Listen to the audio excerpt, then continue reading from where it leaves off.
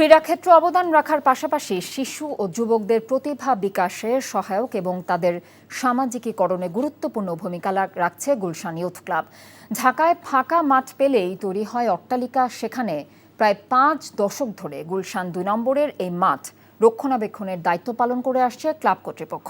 Report কুশলী আসিরের।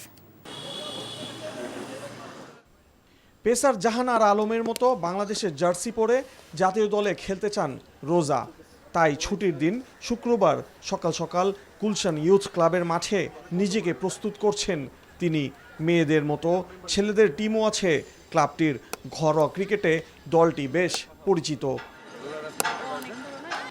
আমিও নেক্সটে খেলতে চাই ভালো লেভেল। আমি চাই যে আমিও একদিন ভালো কিছু করব। আমার সেই লক্ষ্যেই আমি আগাচ্ছি। এখানে সেন্টার উইকেট আমরা ইউজ করতে পারি, মাঠ পাই, সপ্তাহে 2-3টা গেম খেলতে পারি। এখানে মাঠটাও ভালো, পরিবেশটাও ভালো এবং কোচরা খুব ভালো। ক্লাব প্রাঙ্গণে ইনডোরে আছে কারাতে, ব্যাডমিন্টন ও টেবিল টেনিস।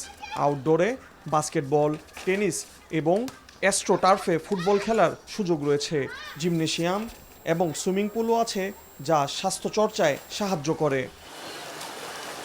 যারা দ্রুত শিখে যায় তাদেরকে আমরা অ্যাডভান্স কিছু শিখিয়ে দেই, যেমন ব্যাক ফ্লোটিং, তারপর back swimming, breast stroke, butterfly, এগুলাও দেখানো হয় ফ্রি স্টাইলের পাশাপাশি।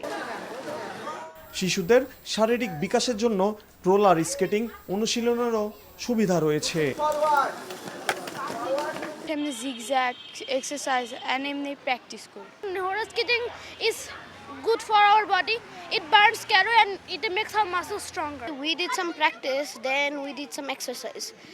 Now we're here doing some more exercise. International or national games A participate করতে চাই। 1978 সালে প্রতিষ্ঠা পায় ক্লাব। সেই থেকে ক্রীড়াঙ্গনে নানা ভূমিকা পালন করছে তারা। মাঝে ওয়ান্ডারল্যান্ড নামে একটি বিনোদন পার্ক তৈরি হলেও শেষ পর্যন্ত আবারও মাঠে রূপান্তরিত হয়েছে স্থানটি। আজকে গুলশান ইউথ ক্লাবের অস্তিত্বের জন্যই এবং তাদের বলিষ্ঠ ভূমিকার জন্যই কিন্তু আজও এই গুলশান এলাকায় একটা খেলার মাঠ রয়ে গিয়েছে, যেখানে আমাদের এলাকার সবার ছেলেমেয়েরা এখানে খেলাধুলা করতে পারে। এবং এই মাঠটা আমরা সবার জন্যই উন্মুক্ত রেখেছি। এখানে যে কেউ এসে হাঁটাচলা করছে, তাদের ছেলে মেয়েদেরকে খেলাধুলার জন্য যে দিচ্ছে। একটা সময় ছিল যে বিভিন্ন ওপেন জায়গাগুলোকেই কিছু কিছু হয়তো প্লট করে দিয়ে দেওয়া হয়েছে, বিভিন্ন সময় অন্য কাজে দিয়ে দেওয়া হয়েছে। আপনারা জানেন এই যে খেলার মাঠটা, এটাও সেই ওয়ান্ডারল্যান্ড পার্কের ভিতরে ঢুকে গিয়েছিল, কিন্তু গুলশান ইয়ুথ ক্লাবের মেম্বারদের বলিষ্ঠ ভূমিকার জন্য তারা এই মাঠটাকে তখন সেই ওয়ান্ডারল্যান্ডের ভিতরে অন্তর্ভুক্ত করতে পারে না।